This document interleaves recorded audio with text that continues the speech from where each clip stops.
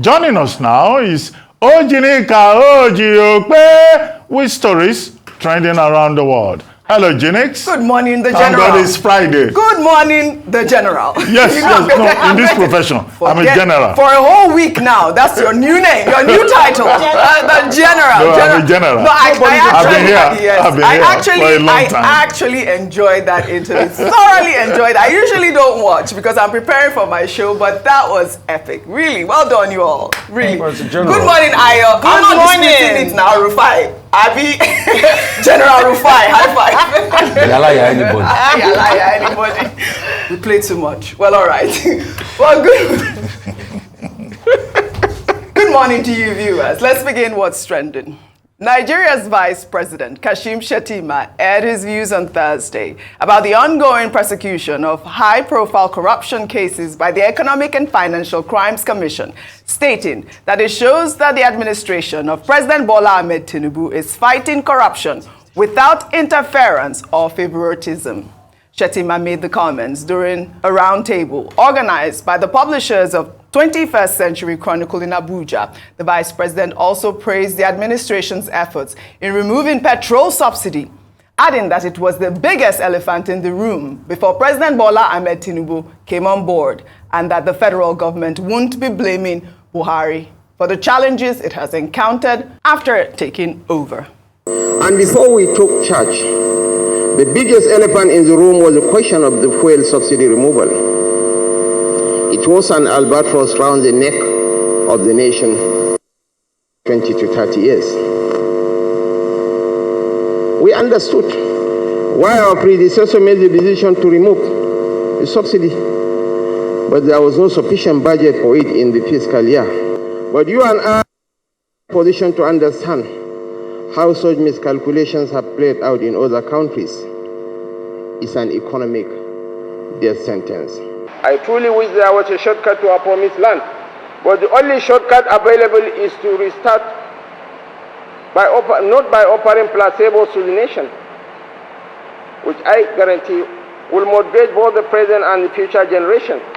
We will start not by making a mincemeat of the Buhari administration. Governance is about continuum. He was here, he did his best, and he moved them. Our responsibility is for us to continue from where he stopped. Our promise is to wage war against corruption without interference or favoritism is being fulfilled.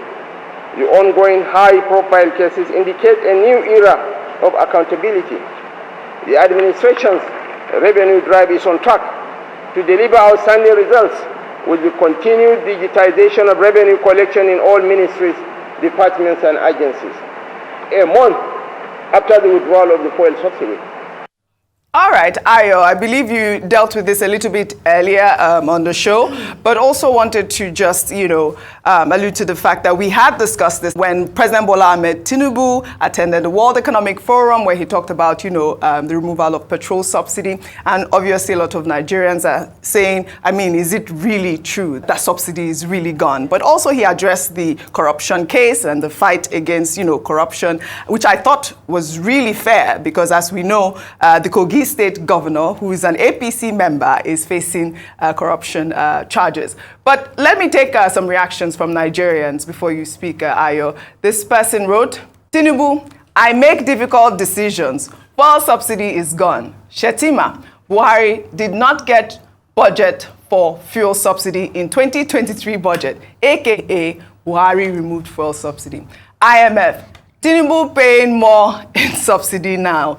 APC is a cruise. Well, another Twitter user there goes, right now, every poor citizen is feeling the negative impact of Buhari's economic policies during his time in office as a result of his removal of subsidy and borrowing from IMF and World Bank. The poor is plunged deeper into untold suffering and searing hardship. Are we to blame who? And that's the main question. Who are we to blame if we're not going to blame Buhari? All right. Yes. All right. So Vice President Kashim Shettima had said that, oh, even though they didn't want to look back, they are now in government. But we must talk about the failed state of economy that the previous administration left this nation. Nigeria was on its knees by the time President Bola Ahmed Tinubu took office. And unfortunately, still under the same APC umbrella that both men are governing. Unfortunately, like Mr. Kashim Shettima said, it would have been difficult for anyone who had stepped into the shoes to have not taken difficult decisions as a result of how the economy was on the road to economic recovery. However, what some people might argue, what I might argue this morning, is that the manner in which it was done might have been what would have differentiated leaders in terms of who became president. There's no doubt about it, and you alluded to the fact that all the major presidential candidates had talked about the removal of fuel subsidy. It was not going to be part of the equation. But what people are saying, and someone said, oh, poor Nigerians. It's not poor Nigerians. Every Nigerian at different levels have been impacted by the hardship caused by the removal of fuel subsidy.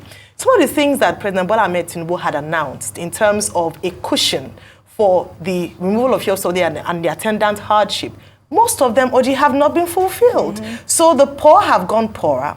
Subsidy, we don't know whether it's been removed or not, because if you calculate it, 1 + 1 = 2, it doesn't add up. But you are seeing Kashim Shettima here re-emphasizing the fact that there was not even there. So if we are suffering for something that is still in place, then it's a big issue. Absolutely. So what I would ask this government to do is, whilst trying as much as possible to defend the difficult decision they had to take, and we understand that, is let the lives of people at least be bearable in the interim. We understand that we're on the road to economic recovery, but on that process, can you know when you're traveling on a long journey, give us a pillow to sit on so that at least the journey can be bearable. Some of the things he mentioned, the metric tons of food we're going to distribute, student loans, all of them are still in discussion talk. They are still in conversation talks. CNG buses, minimum wage, everything still conversation. Almost 1 year later, it's a shame. So it almost feels like, and not just almost feels like, a policy that wasn't thought through, and unfortunately, Nigerians have to bear the brunt of it. Absolutely, well said, Ayo. I mean, we are seeing Kashim Shettima here saying that we're not blaming Buhari, but of course the Tinubu administration, members of the Tinubu administration,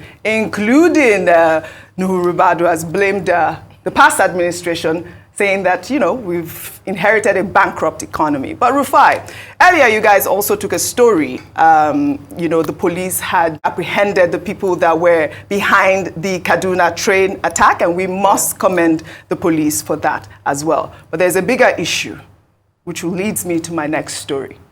Family members of a young man, Afamefuna Ozomena, was allegedly arrested by officers of the Nigerian police force in May 2019, have taken to social media to cry for help and seek justice, as well as any information regarding his whereabouts. Afamefuna was last seen at the trade fair market in Lagos. According to eyewitnesses, he was arrested by the Nigerian police and taken to the trade fair police station.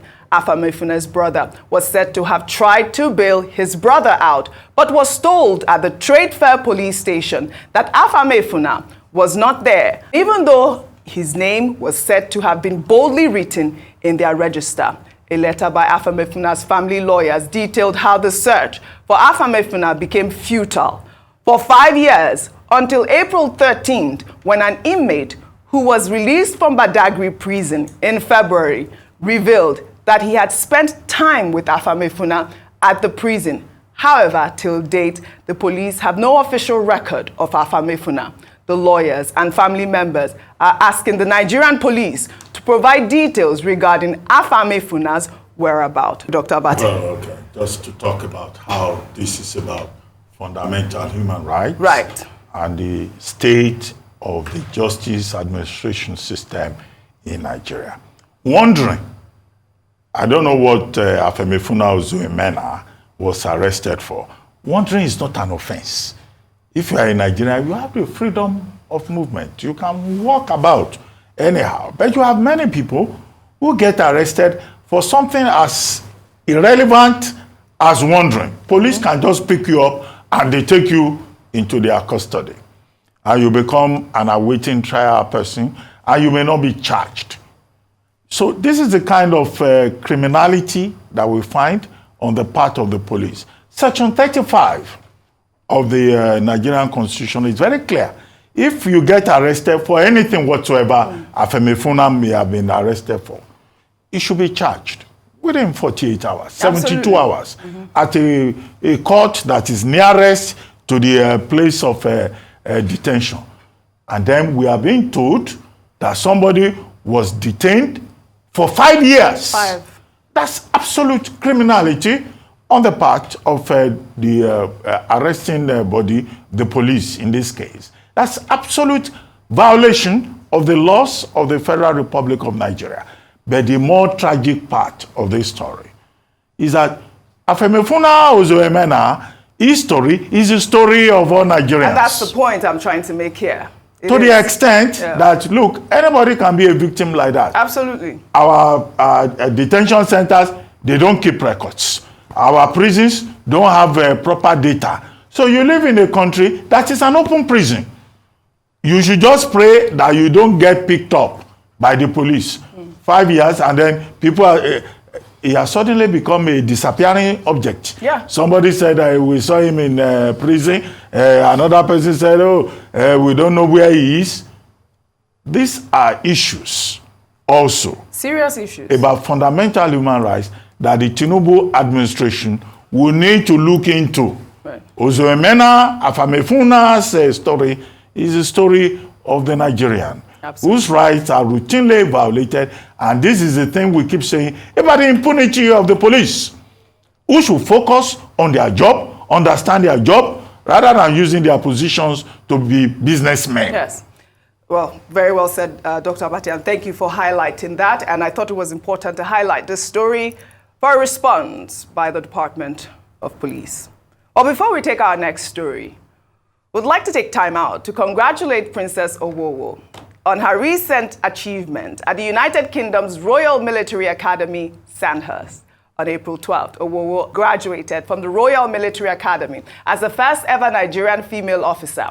Owowo joined the Nigerian Defense Academy in Kaduna in 2018, where she was appointed as a cadet lance corporal. In her second year, she rose to a cadet sergeant in her fourth year and was appointed Company Senior Under Officer Charlie in her fifth year. Owowo held the appointment with two other female counterparts and made history as the first female to assume the position of Cadet Senior Under Officer. I mean, congratulations. I tried to take this story the whole week, but I just thought, yes, she's only 24. Well, congratulations. We'll take another story.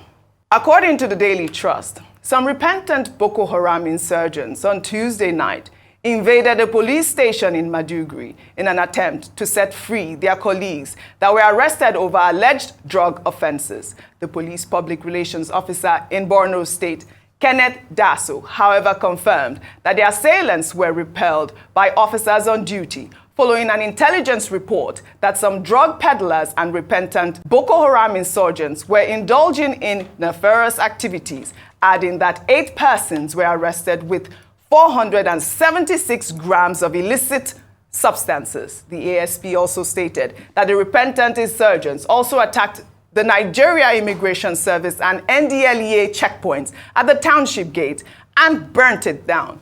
However, eyewitnesses told the Daily Trust that about 20 repentant insurgents dressed in military camouflage, wielding cutlasses, forcefully gained access into the police station and whisked away some suspects, leaving some policemen on duty wounded. Rufai, I don't know if you did read this story, but this is the issue about repentant Boko Haram insurgents that we have been talking about over, for how many years now? I believe that the governor of Borno State had addressed it at one point, saying that, I believe it was in 2021, saying that, this de-radicalization program is not actually working. But you see that these people are still perpetrating crime in Borno State. But before I come to you, let me take this other story so we can mix both of them. In the meantime, an investigation by Arewa Punch has revealed that repentant female Boko Haram insurgents have expressed concern that since their reintegration into the society, it has been very difficult for them to get married, as law-abiding men in the society avoid them like a plague. Some of the leaders in their communities say that their men are scared of venturing into any form of romance with the surrendered female insurgents, despite the fact that some of the ladies have been expressing their secret desire for suitors to marry them. The community leaders also stated that if the women do not get married, they may be tempted to renege on their repentance vow from terror activities and return to the forest. The Arewa report put the official number of surrounded insurgents and their families at 162,000, but no records show the number of spinsters, divorcees, or widows amongst them. Rufai, over to you on both stories. So I think, to a large extent, what we should start to do now is to start studying. It's been over 10 years since insurgency started. We should start studying the psychological effects of Boko Haram and insurgency on Nigerian society and how it has shaped our consciousness. Because this is not the only story I want to refer to. Yes. I want to refer to the story of the ladies that came here the other day, and they talk about the fact that even in the school they are in, they are being greatly marginalized, the Chibok girls. So how are people dealing with this trauma? It's a thing of study, and we need to be able to look at ways to be able to sensitize society. Because society is hard enough, it's less educated enough, and you now have traumas like this. How are we going to be able to manage them? Are they going to be integration quotas? What are we going to do as regards that? I mean, that's why some people are saying, let's make argument for mass marriages so that they can marry people that capture them. But I don't think that's the way forward. We need to be able to look for a societal model that works. And it's something we've not been able to study because it's post 10 years. And it's a subject of very great scholarly matter. And anyway, this keeps continuing. Till date, over 70 years, we still have films that talk about the First World War, 1917 and all of that. So it's still a recurring decimal. So this is still happening. And how can we solve it, once and for all? Because that's the psychological aspect. But also as regards the, the repentant Boko Haram people. Obviously the radicalization is not working because you see the ecosystem that created the crime still thrives in the first place. Like I would normally say, culture will eat strategy for breakfast. You radicalize them and you put them back into the poverty-ridden society that caused them to be able to veer off in the first place. They will still go back to them. So all the ingredients is even there. It's even worse off. After the Metiseni riot in the 80s, there was a post-study done as regards the remote cause of the Metiseni riot, and they discovered it was because of the underdevelopment, the poverty, and the other issues. And they predicted then that if something is not done about it, something worse than the Metiseni riots that happened in the 80s is going to happen. And that's the Boko Haram insurgency we are seeing today. We don't know that there's a direct effect on business. The shutdown of the textile industry, which is one of the greatest provision of jobs in the north, has gone. All of the business sectors, all of them have gone. And you have people that increasingly have nothing. Yes. So that's why the deradicalization is not working. And crime pays because they make a higher markup from crime. So what do we do? Number one, the first thing we should be able to do is, apart from having the very strong approach, we also need to bring back a rehabilitation to that area and reindustrialization. We set up a Northeast Development Commission, but the question is, the North has been radically deindustrialized because of insurgency over the years and the economic situation. So how do we reindustrialize the North to be able to get a lot of jobs out? Secondly, constant education and government investment in social welfare and development, hospitals, things like that, schools and things like that. I mean, some arguments can be made for that. And lastly, we need to take these bandits and these criminals head on. Absolutely. I mean, there are some that are hopeless cases in society. There are some that will never be redeemed. Yes. So you need to be able to take on and head on and fight them, and also bolster the police system to be able to fight them. And all that thing. And fourth, most importantly, the politicians should stop giving cover to these criminals because these are the same criminals they use for election. So it's a chain reaction in society. It's a very big topic. But these repentant insurgents, I believe the Commissioner for Women Affairs in Borno State had stated that these repentant insurgents are not real terrorists. That's one of the points that she had made before. I would like to make just some quick points. Now, the newspaper said repentant Boko Haram insurgents. Well, who determines who is repentant? Correct. These are criminals. If you go and attack a police station to free people who have been arrested for engaging in drug trafficking or drug use, you are not repentant. It means you are, a criminal. However, the major point you take away from it is that this de-radicalization program put in place by President Buhari has to be addressed. Absolutely. But so far, the Tinubu administration has stayed away from it. They must not be tempted to say they are giving pepper soup and jollof rice and ashwebi to insurgents and bandits. That's that about that. Now you said repentant Boko Haram females. I was waiting You for say you. they are looking for husbands. Well, I understand that there is a group called the Alamein Foundation. That Alamein Foundation is preparing the data to sort them out. Absolutely. That Alamein Foundation will be hereby advised to collaborate, with other segments of society, particularly the private sector, where they have a lot of bachelors. And our rights news should be included. We have very courageous bachelors here. We have Rotus Odiri, a very courageous man. We have Rufai Oseni, very courageous. Yeah. Let them go and demonstrate their courage. The company will support them. I mean, who are you speaking for, Dr. I'm not making recommendation. That collaboration, you think Rufai will run away from a repentant Boko Haram female? Who are you speaking for? Rufai, I told you pay attention to what Dr. No, I'm just expressing an opinion. But why are the men running away from them? If some men are running away, we have courageous men here who will not run away, in Arise News. Those are my quick contributions. Absolutely. Ayo, 30 seconds before we end, Rufai, you're laughing. Just to say that I think the process of radicalization and rehabilitation is faulty. Yeah. Because truthfully, these women are able to merge into society and have a livelihood. It will be easier for them to find spouses. But if they have that tag of terrorists and the only thing they're doing is living in camps or just living from the government handout, they will continue to be, in quote, a menace to society, and no one would want to marry them because they will always have the tag of terrorists. Right. They can be rehabilitated. It just has to be done properly. They claim they are rehabilitated. All right. Well, I don't think we have enough time. I'm just told that Demola is also another bachelor we have here. Why are you putting our men on the spot? Why are you quiet? Please answer this man. Well, all right. I'd like to thank you all for your great analysis, as always, on What's Trending. Well, that's all I have for you guys on What's Trending today. I'll see you all next week.